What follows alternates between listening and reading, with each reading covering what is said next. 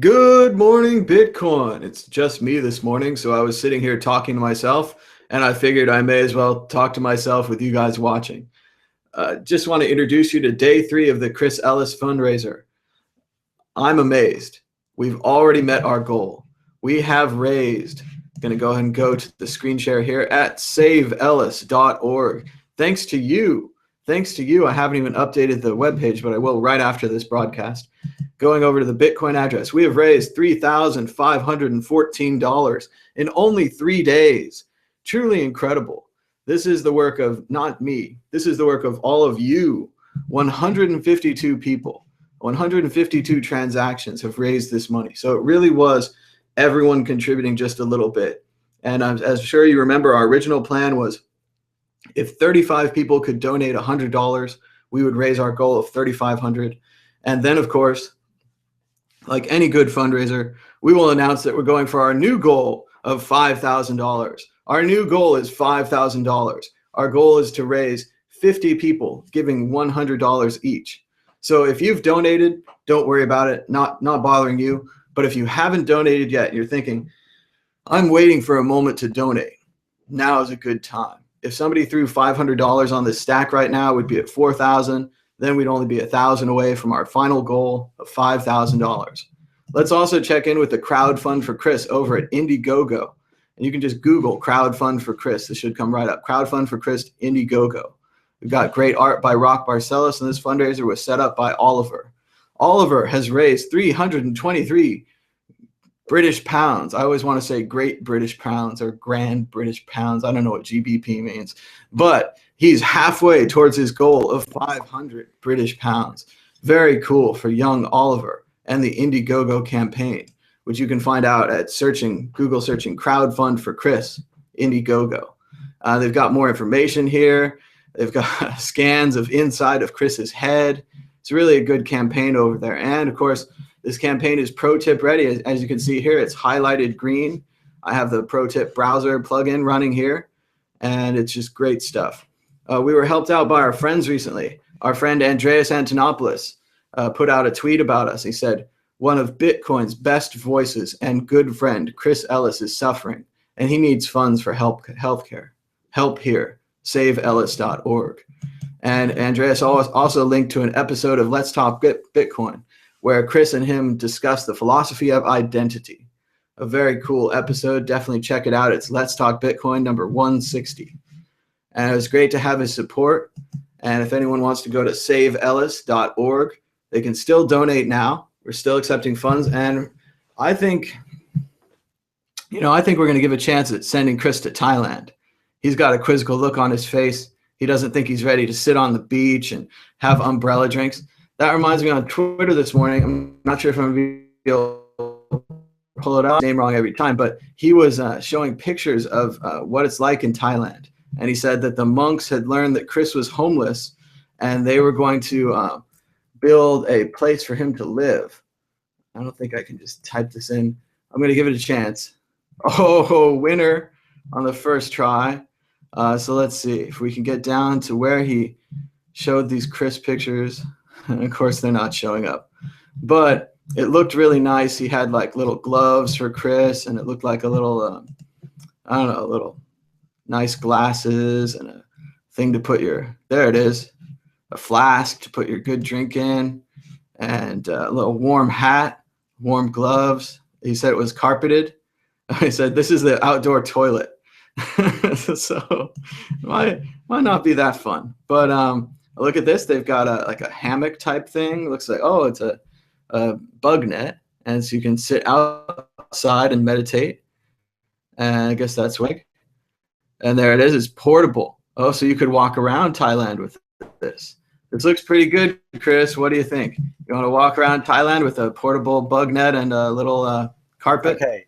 This is, we've raised enough money now, I think. And I'm super stoked that we've raised all this money in such a short period of time. That's really, really cool. I'm very privileged, but I do feel like this is a lot of money and I don't think I need any more. I think that's enough. because like otherwise it's like I don't know. Well, Like, what am I going to spend it on? I don't think I it's don't know that what I'm much. going to spend it on. Well, I mean, I can unfortunately, go, yeah, but the thing is, like, I can go to a private doctor, right? So the thing is, like, the NHS, because this was this whole, like, I was getting trolled on Twitter by people saying, like, who is this guy? Why does he need money? I don't What's wrong with feed the the trolls. NHS? That's not something. Yeah, but the point is that there's a legitimate question, right? If I was them, I'd be asking the same question. And I don't want to be a hypocrite. You know, I've criticized Change, I've criticized Ethereum, I've criticized all these VC funded people that get too much money, and that money makes them soft. And like, I'm just helping somebody out with their full node. 1 sec. All right. Well, $5,000 is not a lot of money. I'd say $50,000 is a lot of money. So if you're going to drop 50,000 into this Bitcoin address, we'd have to donate. First of all, thank you so much to everybody that has donated. Please now, like, just slow things down. Let's not send any more money. But I'll have an appointment now with a private doctor. Because the NHS them said, to answer some of the trolls, like, why don't you just use the NHS? It's free. The NHS is kind of free. Like, it's great if you've had your car accident and they send an ambulance out. They're really, really good at responding to emergencies. It's primed up for that. What it's not good at is for people that just suffer from chronic conditions and pain management symptoms and, you know, things like what I've got. And which require, you know, lots of investigation, often speculative by nature. You know, when I asked for the CT scan, it took me, you know, maybe 6 to 8 months to get a CT scan. I've been waiting 10 months in total just to get a consultant. That consultant now has scheduled me in for another year, right? So I'm going to have to wait a year to see her again. The NHS just, by their own admission to me, they said, look, if we had to treat every single person like you, we wouldn't have any money left. So what they've asked me to do is to go private. In fact, the very first thing my GP said to me is, have you got private? Like, have you got private insurance cover? And I was like, no, I thought I was paying my national insurance tax every week since I was 14. I kind of felt like I was already paying an insurance premium for health. So I didn't feel like paying Bupa. My bad, sorry. And so she was like, oh, you're going to find this tricky. And I'm like, why? She's like, well, your symptoms are just, you know, they're vague, you know, it's not very well researched, this area. You've got tinnitus. Most doctors, as soon as they hear that word, they want you out of their office because they've been told in their training that there's no cure for this thing. And obviously I've got migraines. I wouldn't care if it was just the tinnitus. Fuck it, I'd live with it. I've had tinnitus since I was a kid anyway. I had hearing problems. I can live with a certain amount of noise. I can't live with the migraines. I can't live with the hyperacusis. I can't live with the fact that my own voice, when I'm not on the medication, gives me a headache and makes my head pierce. And so I need to be able to do my job. So they have said to me, you need to go private. You will not, the NHS will not be able to do like the therapy, like any stuff done on my neck, any manipulation done on my neck, in case that's what's causing it. They will only scan the actual, when they did the MRI, they only scanned like a very specific part of my head, just the part that was necessary, because it would have cost them a couple of £100 more to scan my whole head and neck, which would have given a much more thorough thing. So you see my point, like my view was, well, why don't you just spend an extra couple of £100 and then we can knock this on the head, rather than me constantly coming back to you with more complaints and you having to prescribe more medication. And that's the other thing, they don't want to keep prescribing me medication anymore. Because they're like, well, we don't want to keep paying for this medication. And so what, you're leaving me in an impossible situation. Let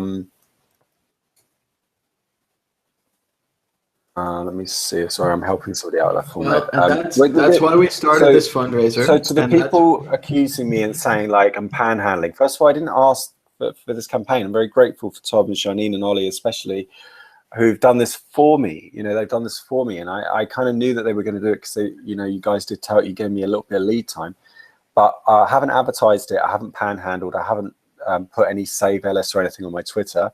I haven't put the address on my Twitter profile because honestly, like, I just feel very blessed and I feel very humbled that anyone would give anything. Like £500 would have been nice, you know, really nice.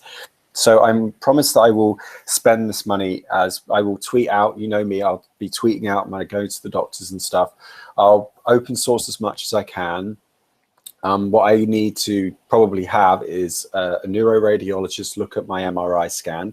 If I need another one that does my whole head and neck, I'll get that done. That costs about £600, I think. So we've already got enough money for that. That's enough money, I think. And obviously, I would love personal recommendations. You can email helpchris@gmx.com. Is that right, Janine? helpchris@gmx.com. Okay, so that's the email address that you need to email. And then if you know anybody that is cool to look at my scans, that would be great. I had a CT scan as well, but again, they only like looked at the part of my ear. Like they didn't scan the temporal bone, you know. So like one neurologist I spoke to said you need to scan the temporal bone because sometimes it can get a chip in it.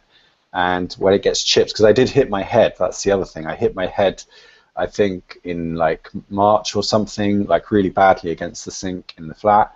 And I laid down for a bit, it hurt for a while, and then I didn't think anything of it. And then obviously a couple of months later, the tinnitus started. So he was like, oh, okay, well, it's very unlikely, but it's possible you might have knocked something, and then, you know, these things can happen. So sometimes what can happen is you can get something called dehiscence, which is, I think that's how you pronounce it, where you get a little chip in the temporal bone. It's the hardest bone in the body, covers the cochlea and so on, goes all the way back here in your head, around by the temple. If you get a little chip in that, it can allow sound to get in into your ear, and that's apparently quite an easy thing to fix. But you have to scan on a CT scanner. You have to scan the temporal bone. I asked for a scan, but I was told it's speculative. Like we can't.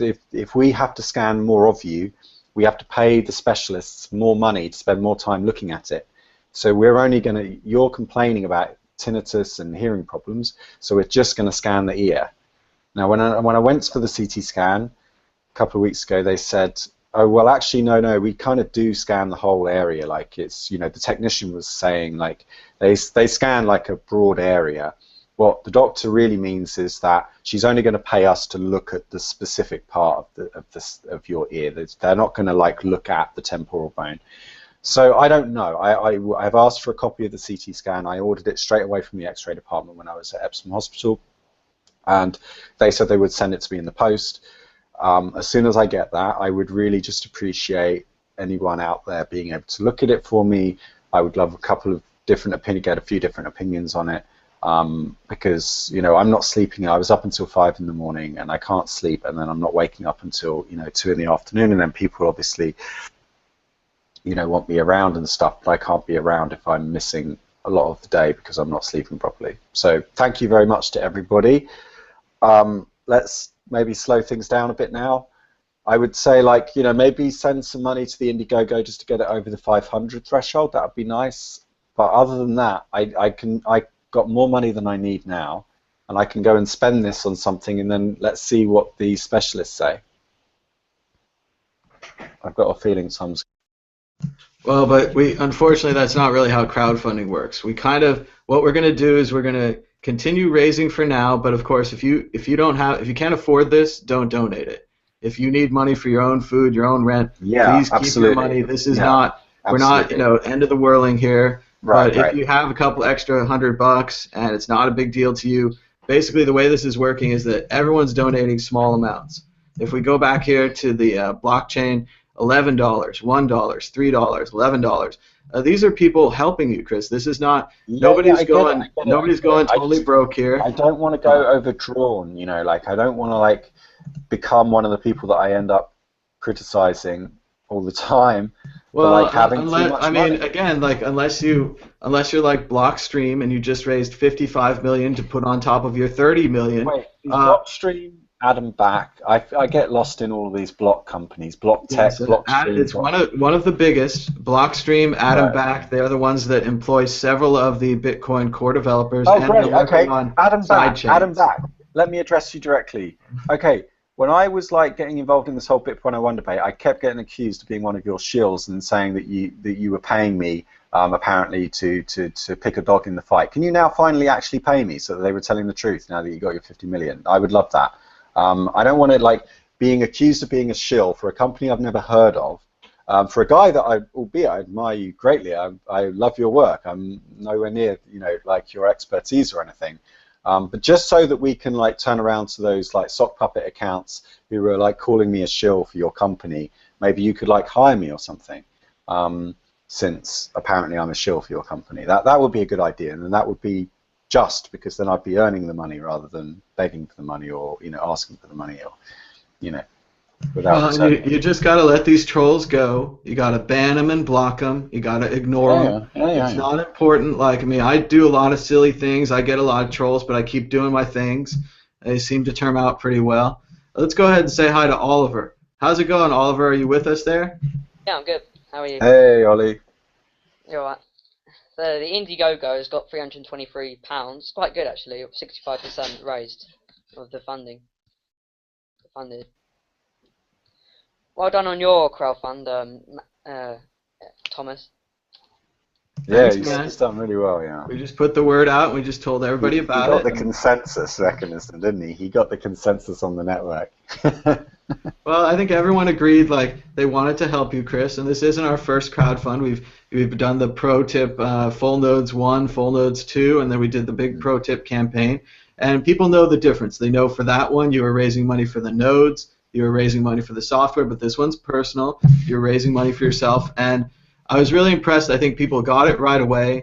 They understood that, you know, we're not profiteering here. We're not going to go spend the money on something exotic, except I'm still supporting this Thailand trip idea. I think medical care is cheaper there. I think that's a legitimate reason to travel. And I've heard of a lot of people traveling to Thailand.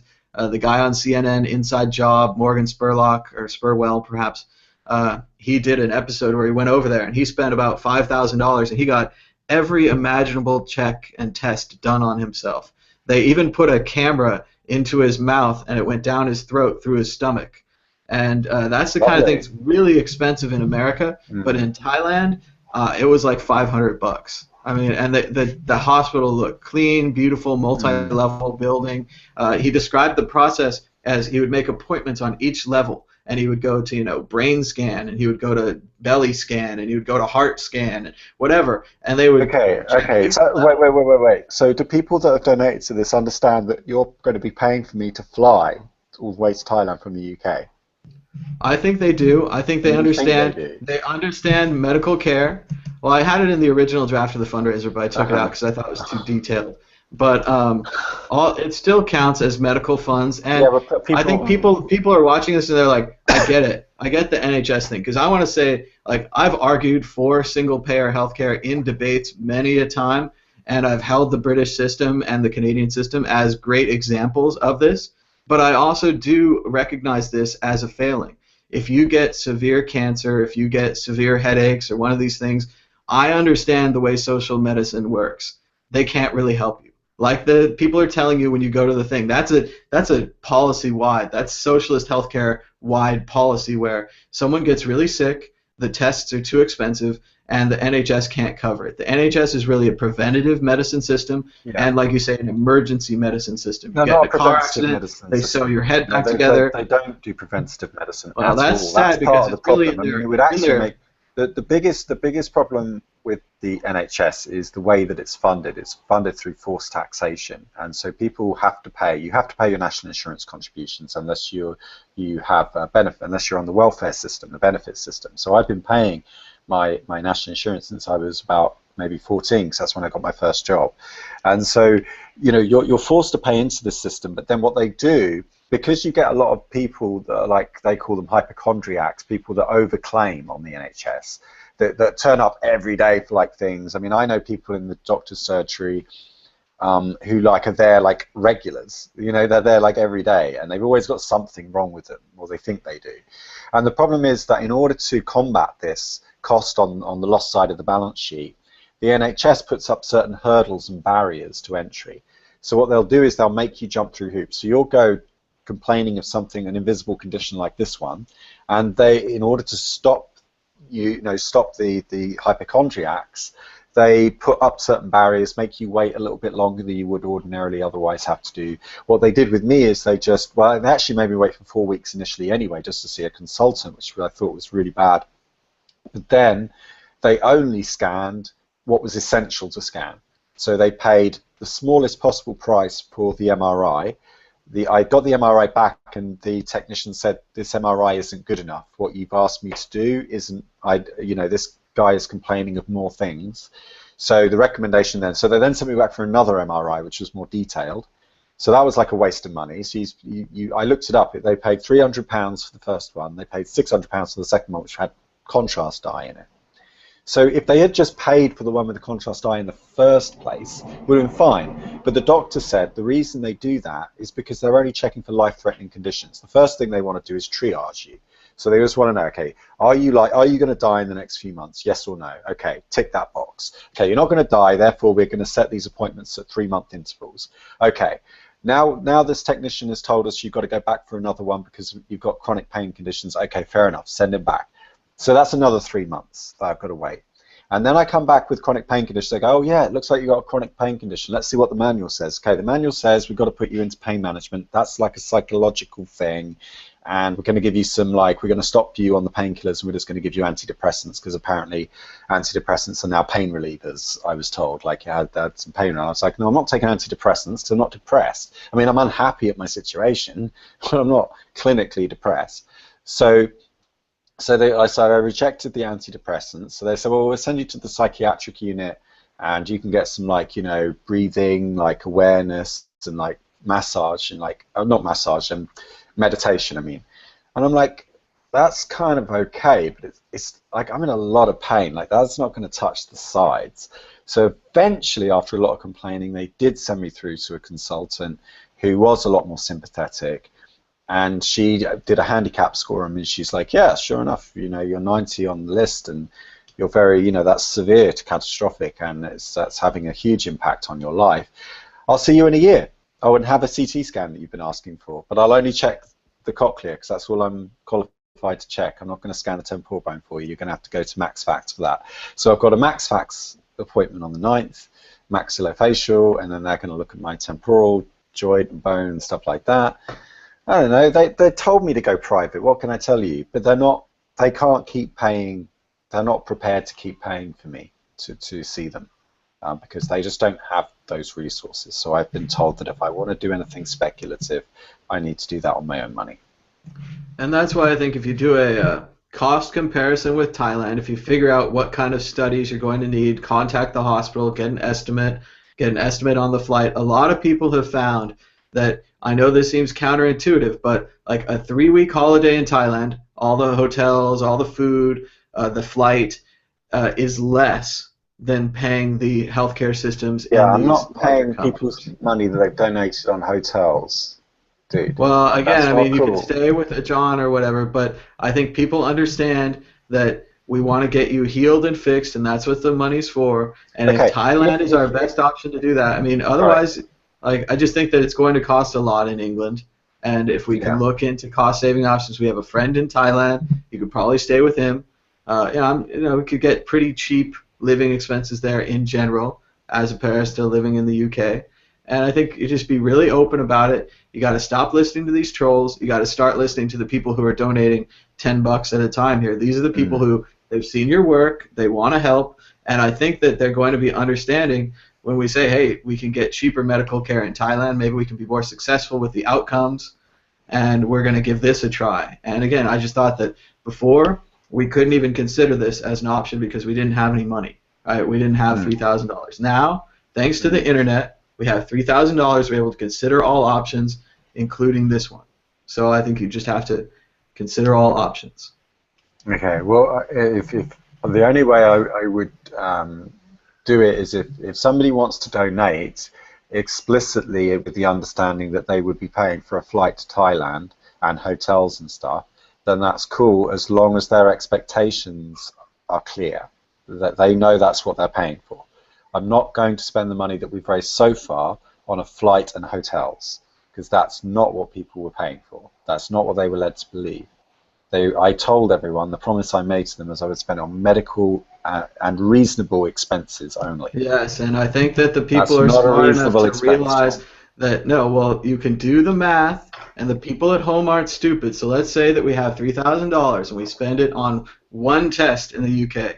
Or we spend $1,400 on a flight, $1,400 on medical care, and we get 5 tests in Thailand. It only costs about $600. There's a difference in cost. It costs £600 for an MRI in the UK, and there are companies that low-cost private medical healthcare companies now that are really competing with each other, and they're offering like full medical checkups, like full body MRIs and stuff like that. So I haven't looked at all of them in detail yet. Obviously, I'm not going to go to Harley Street, okay?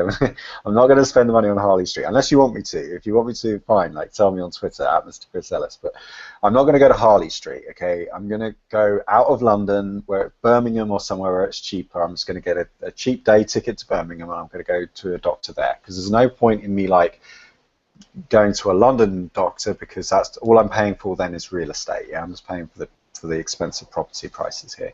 So I will find a good doctor that is like a member of the Royal Society, you know, like all qualified, well, you know, maybe a researcher, you know, someone who helps PhD, you know, people and stuff like that, who's a specialist in that field, to look at the scans, and I will concentrate that money on that quality of thing.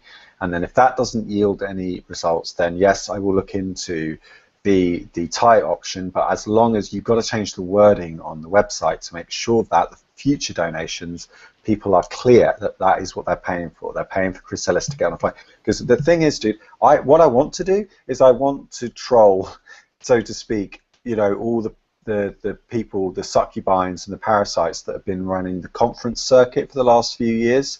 You know, all these people that have been going to these expensive Bitcoin conferences, paying how much was like Brock Pierce paying for that hotel in Vegas, right? Like how much was all these expenses racking up to, right? And this was money that could have been spent on projects like we're doing now, you know, in Botswana, Uganda, and all these other places. That's money that could have been spent, but no, it went up people's noses. It went down like glug, glug, glug. Yeah.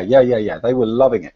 Now, if I start doing something similar, and I start taking generous donations, and I start flying myself out to Thailand and stuff, I can't be that person anymore. I can't shout I'd say out. the situations are very different, and you have to compare apples with oranges. You can't compare apples with apples. I mean, we have to make good comparisons here. But we've only got like 3 minutes left, so let's go to perks. Well, let's hear from Ollie, because Ollie hasn't said enough. All right, Ollie, say something. Hello, Ollie. Hello. How are you? How are you doing, mate? Yeah, I'm good. So, we talk about the crowdfund? Or? Well, yeah, but also, like, do you want to meet up? You said, Janine said you wanted to meet up at some point. Yeah. I was thinking one of the things we could do is we could build a full node and record it and stuff. Oh, yeah. That'd be a good idea. So, yeah, that'd be good. Why don't we plan that in? Because Janine goes, we need to do it before the 8th of February, so why don't we work something out with your dad, go ask your dad when you're around, and either you can come up to me in North London or I can come down to you. It's up to you. Yeah. But what else? Have you got anything you want to say? Anything on your mind? Well, it's nice. I do a shout out for Steve Douglas, because he donated. Loads of people have donated. It's nice. It's good that they're donating. And for the